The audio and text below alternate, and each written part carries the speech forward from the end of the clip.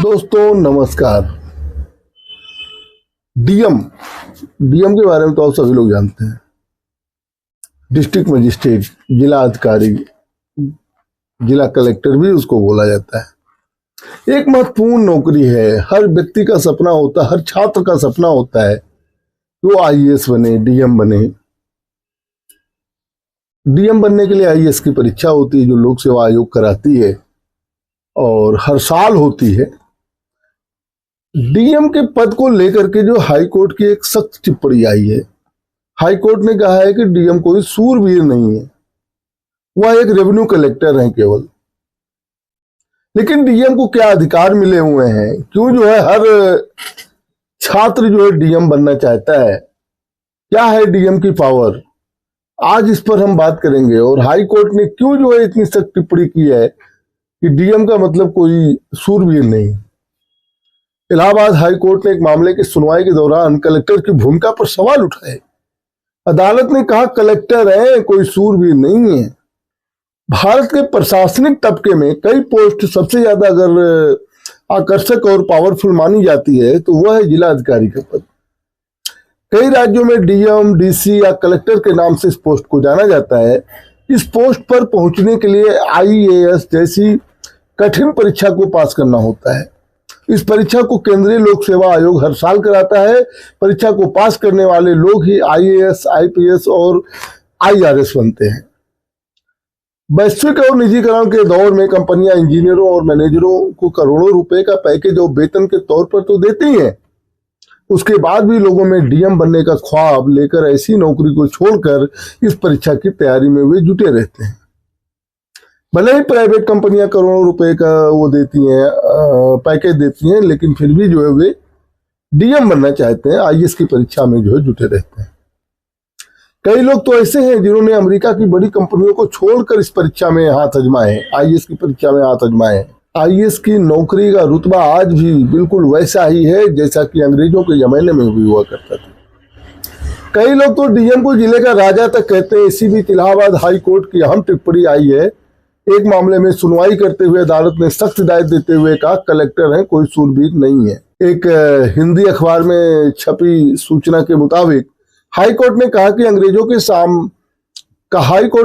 अंग्रेजों के जमाने से ही कलेक्टर अपनी हुकूमत का दावा करते रहे हैं, लेकिन वो कलेक्टर हैं, सूरवीर नहीं है जो अपने अधिकार क्षेत्र से या स्वतंत्र निगमों या विभागों पर अपना हुक्म चलाए।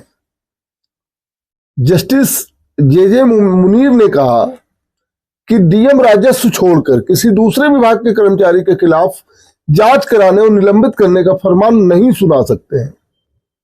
हाई कोर्ट की टिप्पणी के बाद सवाल यह है कि डीएम को कितनी पावर होती है।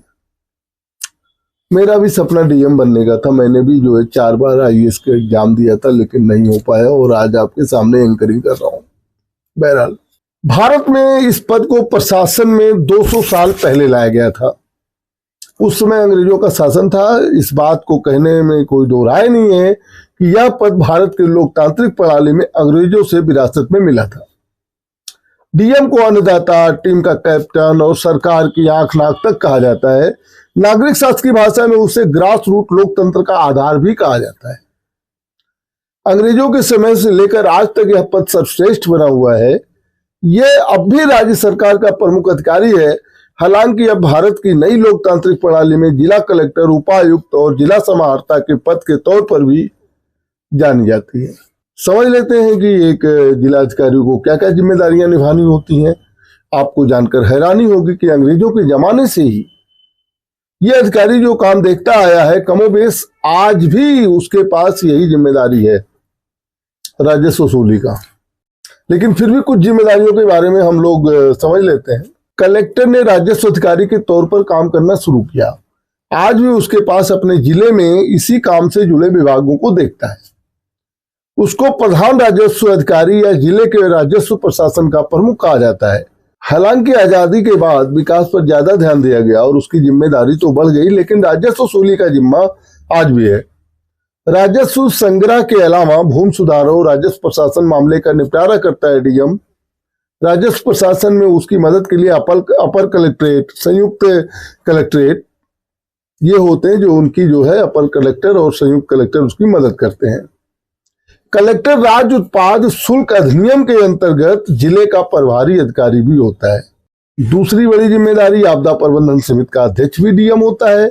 जिले में कोई आपदा आने पर कलेक्टर उसके प्रभाव को कम करने और पीड़ितों को मदद पहुंचाने की जिम्मेदारी निभाते हैं। कलेक्टर बाढ़ राहत समिति का भी अध्यक्ष होता है और कलेक्टर के ही आकलन के आधार पर सरकार आपदा या बाढ़ के दौरान मदद की राशि जारी करती है।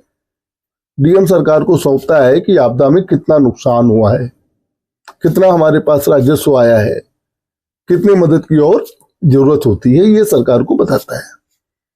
जिला कलेक्टर के पास कानून व्यवस्था बनाए रखने की भी जिम्मेदारी होती है, इसीलिए उसे जिला मजिस्ट्रेट यानी कि डीएम भी कहा जाता है। कई अन्य विभागों जैसे ग्रामीण विकास, पंचायती राज, सामाजिक कल्याण जैसे विभागों की भी जिम्मेदारी डीएम निभाता है। जिला प्रशासन के प्रमुख के तौर पर वह पुलिस और अन्य संबंधित विभागों के बीच समन्वय का भी काम देखता है। जिला कलेक्टर जिला सूचना केंद्र का अधीक्षक भी होता है, लेकिन वह इस विभाग को कितना समय देता है या उसके इंटरेस्ट पर निर्भर करता है। इतना महत्वपूर्ण पद होता है डीएम का, इसीलिए हर जो है बड़ी बड़ी नौकरी करने वाले जो प्राइवेट कंपनियों में करते हैं वो भी चाहते को डीएम ही बने, तैयारी करते हैं आईएएस की। जिला कलेक्टर को सरकार के प्रतिनिधि के तौर पर भी देखा जाता है। वह स्वतंत्रता दिवस और गणतंत्र दिवस पर जिला मुख्यालय में झंडारोहण या झंडा फहराता है। उसको कई तरह के प्रोटोकॉल का भी पालन करना होता है, जैसे जिले में मंत्रियों या विशिष्ट व्यक्तियों के दौरे के दौरान कलेक्टर को उनसे मुलाकात करनी होती है। बाढ़ जैसी स्थिति में वह जिला प्रशासन की किसी भी शाखा को मदद का आदेश दे सकता है। जनगणना और विभिन्न निकायों के चुनाव कराने की भी जिम्मेदारी डीएम की ही होती है। जिन जिलों में जहां अनुसूचित जाति के लोग ज्यादा रहते हैं उनके बीच कलेक्टर जो है वो राज्यपाल के प्रतिनिधि की भूमिका के तौर पर काम करता है। सामाजिक सुरक्षा, पेंशन और लाइसेंस जारी करने की भी जिम्मेदारी जो है वो डीएम को होती है। इतना महत्वपूर्ण डीएम का पद होता है। सभी आवश्यक वस्तुओं के वितरण और ऐसी सभी चीजों पर नियंत्रण की जिम्मेदारी भी कलेक्टर की होती है। कलेक्टर पशुपालन, हथकरघा, पशु चिकित्सा, सिंचाई और उद्योग विभागों से जुड़ी समितियों का अध्यक्ष भी होता है। कलेक्टर के लिए यह समितियां अहम होती हैं क्योंकि इन्हीं के जरिए इसको जमीनी सच्चाई का पता चलता है। ये भी जान लीजिए डीएम कैसे बनते हैं, कलेक्टर कैसे बनते हैं। कलेक्टर बनने के लिए उम्मीदवारों को संघ लोक सेवा आयोग की सिविल परीक्षा पास करनी होती है। इस परीक्षा के माध्यम से विभिन्न सेवाओं के लिए चयन किया जाता है, जिसमें आईएएस प्रमुख है। परीक्षा में पास होने के बाद उम्मीदवार आईएएस अधिकारी के रूप में नियुक्त होते हैं और फिर डीएम पद पर तैनात किए जाते हैं। डीएम का पद सरकार के प्रशासनिक ढांचे में अत्यंत महत्वपूर्ण होता है, जिसमें जिले के ज्यादातर अहम विभागों की जिम्मेदारियां डीएम संभालता है। डीएम को वेतन के अलावा एक बड़ा सुसज्जित बंगला भी मिलता है, सुविधा युक्त सरकारी वाहन भी मिलता है, एक ड्राइवर मिलता है, नौकर चाकर मिलते हैं, माली आदि सब मिलते हैं। जिला कलेक्टर की भूमिका में सुधार की क्या जरूरत है? दिल्ली में गैर सरकारी think tank Vidhi centre for legal policy की किताब आई है, from rule by law to the rule of law. इसमें जिला कलेक्टर, जिला मजिस्ट्रेट की भूमिका में सुधार से जुड़ी अहम सिफारिशें की गई हैं। इस पद को लेकर सवाल क्यों उठते हैं? आजाद भारत का संविधान लोकतांत्रिक व्यवस्था का अहम दस्तावेज है। आधुनिक भारत के बावजूद भी भारतीय कानून प्रणाली में औपनिवेशिक सत्ता के निशान बाकी हैं। ये बात जिला कलेक्ट्रेट के पद पर लागू की जा सकती है, ऐसा जो उस किताब में लिखा गया है, सुझाव दिया गया है। जिला कलेक्टर के पद के नाम राज्यों में अलग अलग हैं, इसको लेकर भी एक भ्रम की स्थिति बनी रहती है। ये अखिल भारतीय सेवाओं का हिस्सा है, इसलिए इसके नाम भी एक ही होने चाहिए। अलग अलग नाम ब्रिटिश शासन के दौरान ब्रिटिश शासन को याद दिलाते हैं, ऐसा भी कहा गया। संविधान के अनुच्छेद 50 के मुताबिक राज्य की सार्वजनिक सेवाओं में न्यायपालिका को कार्यपालिका से अलग करने के लिए सरकार ही कदम उठाती है। द्वितीय प्रशासनिक सुधार आयोग की 15वीं रिपोर्ट में जिला प्रशासन को भी शामिल किया गया था। पंचायती राज संस्थाओं और नगर निकाय की संवैधानिक मान्यता और स्थापना के बाद जिला प्रशासन के कार्य की समीक्षा जरूरी हो गई है। इसका अध्यक्ष जिला अधिकारी होता है। रिपोर्ट में यह भी कहा गया है कि पंचायती राज संस्थानों की वजह से जिला कलेक्टरों की भूमिका सीमित हो गई है। रिपोर्ट में इस बात पर जोर दिया गया है कि स्थानीय स्तर पर फैसला लेने के अधिकार के रास्ते में बाधा दूर करने की जरूरत है। इसके लिए जिला कलेक्टर की भूमिका की समीक्षा की जानी चाहिए। ये सारी बातें जो है, एक किताब है दिल्ली में गैर सरकारी think tank Vidhi centre for legal policy की किताब है, from rule by the two the rule of law. इसके तहत ये सिफारिश की गई थी। लेकिन डीएम का पद जो है एक बहुत महत्वपूर्ण पद होता है। हर व्यक्ति का सपना होता है कि वो डीएम बने। इसके लिए वो आईएएस की परीक्षा पास करे। लोग कितनी भी बड़ी नौकरी कर रहे हों, लेकिन अगर उनके पास अवसर है तो वो आईएएस की परीक्षा जरूर देना चाहते हैं। डीएम बनने का उनका सपना रहता है। लेकिन अब कुछ लोग ये कहने लगे, हाई कोर्ट की टिप्पणी के बाद यह बात आम हुई है कि डीएम जो है सूरवीर नहीं होता है, डीएम राजस्व अधिकारी होता है। यहां तक कि जस्टिस ने कहा कि राजस्व विभाग के अधिकारियों को छोड़कर किसी अन्य विभाग के अधिकारियों पर जांच करने का आदेश नहीं दे सकता है। Think tank Vidhi centre for legal policy सुझाव देती है कि समीक्षा डीएम के अधिकारों की जानी चाहिए।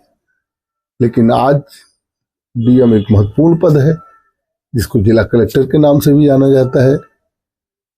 सारी जिम्मेदारियां वो निभाता है। कहीं कहीं तो उसको जिले का राजा भी बनाया जाता है, माना जाता है। चलिए, आपको मैंने बताया कि डीएम की क्या भूमिका हो सकती है, डीएम कितना महत्वपूर्ण हो सकता है, हाई कोर्ट ने उस पर क्या टिप्पणी। देखते रहिए एमटी टॉक्स को। बहुत बहुत धन्यवाद।